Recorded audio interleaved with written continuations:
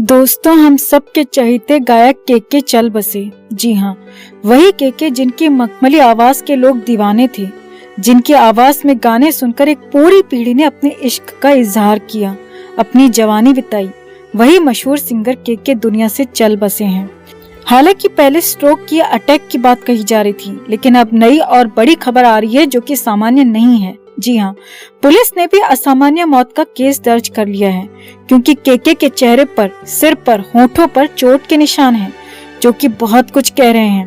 और आखिरी वीडियो ने तो बहुत कुछ कह दिया, जिसके बाद सवाल उठने शुरू हो गए हैं और पुलिस ने भी मुहर लगा दी है। तो आपको बताते हैं सब कुछ केके के बारे में। आखिरी वक्त में क्या हुआ, कैसे क्या कॉन्सर्ट में हुआ और आगे क्या होने वाला है, केके के पीछे साजिश में कौन हो सकता है, सब कुछ आपको बताते हैं।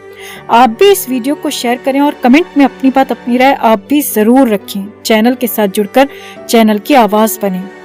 तो तड़प तड़प और कल रहें या न रहें जैसे मशहूर ऐतिहासिक गानों को अपनी आवाज देने वाले केके चल बसे हैं।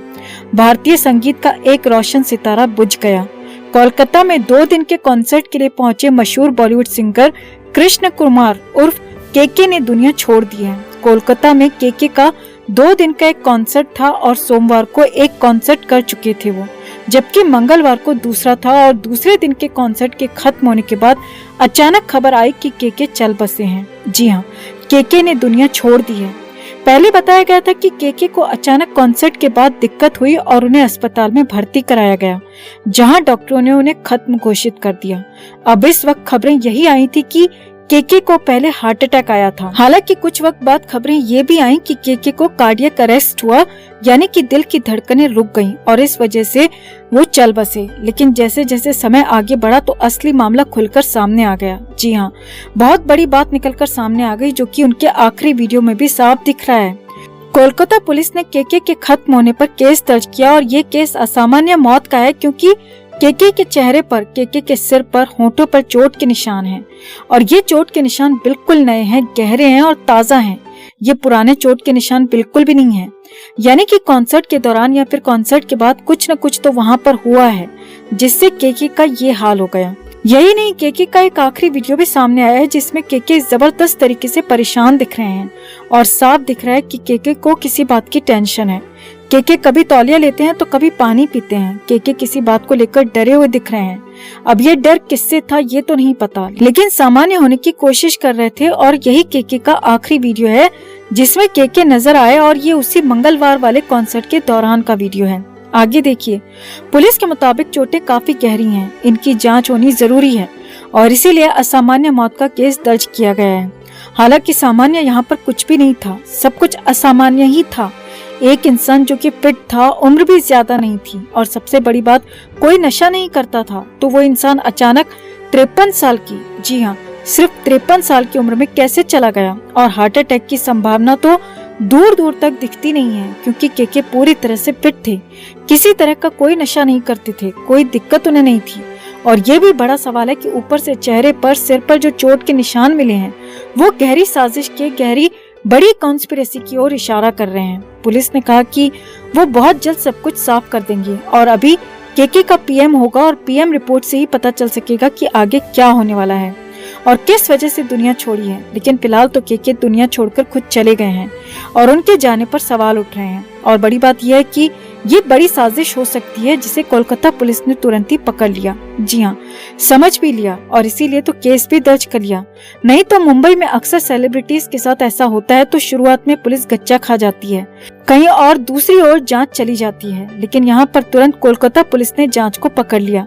अब देखना है कि केके के जाने के पीछे का राज क्या निकलता है। वैसे केके के जाने से पूरे बॉलीवुड इंडस्ट्री का रो रो कर बुरा हाल है। केके कई म्यूजिशियंस के साथ साथ कई डायरेक्टर्स के भी चहेते सिंगर थे, चाहे वो प्रीतम हो, आदित्य चोपड़ा हो, संजय लीला भंसाली या फिर महेश भट्ट।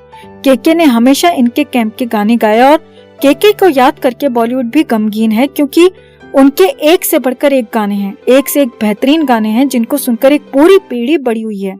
एक पूरी पीढ़ी ने अपनी दुनिया बसाई है, अपने आसपास के लोगों को जाना समझा है। तो आपका केके के अचानक 53 साल की उम्र में चले जाने पर क्या कहना है? किसकी ये साजिश हो सकती है?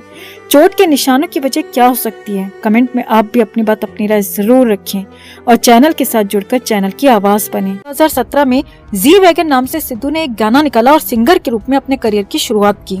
सिद्धू के गानों से बहुत सारे विवाद हुए। सिद्धू पर अपने गानों में गन कल्चर और गैंगस्टर कल्चर को बढ़ावा देने का आरोप लगा था और इसके लिए उस पर एक एफआईआर भी हुई थी। अपने ऊपर हुई एफआईआर को भी सिद्धू ने बड़ा चढ़ाकर एक गाने के रूप में लोगों को सुनाया।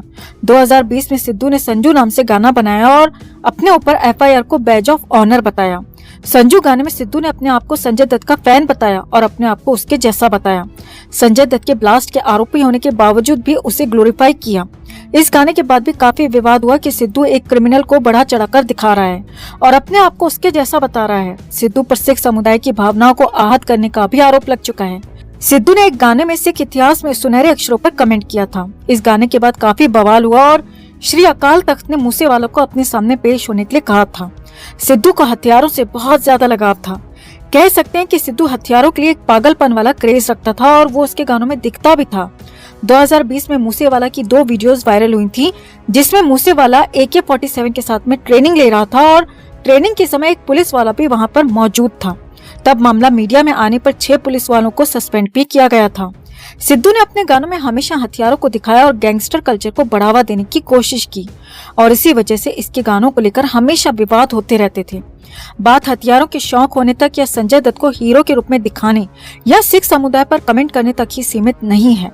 सिद्धू ने अपने गाने में खुलेआम जरनैल सिंह भिंडावाले का गुणगान किया था, जो बाद में काफी विवादित रहा। जरनैल सिंह एक खालिस्तानी आतंकवादी था जिसने 1980 से लेकर 1984 में न सिर्फ सिखों को मौत के घाट उतारा बल्कि हिंदुओं के साथ में पुलिस, पत्रकार और नेताओं को भी निशाने पर रखा। उसी जरनैल सिंह का गुणगान करने पर सिद्धू पर आरोप लगे थे कि ये खालिस्तानी समर्थक है, जो उसके गाने में साफ साफ उस समय दिख भी रहा था।